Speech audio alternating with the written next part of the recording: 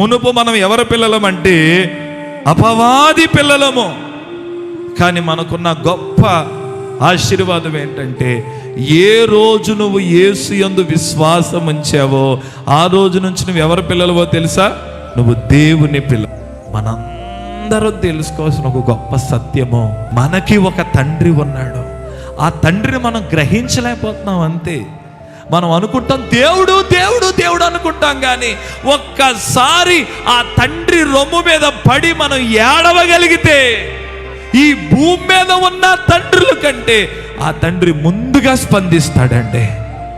ఆ తండ్రి ప్రేమిస్తున్నాడు గనుకనే నిన్ను అనాదిగా విడిచిపెట్టలేదు.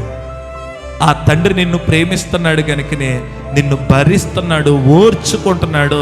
నీ లైఫ్లో అందరు వెళ్ళిపోయినా నేనున్నాను అని చెప్తున్నాడు. ఆ తండ్రి నిన్ను చాలా ప్రేమిస్తాడు. ఎంత ప్రేమిస్తాడంటే నిన్ను ఈ భూమి మీద ఎవరు ప్రేమించలేనంతగా ప్రేమిస్తాడు.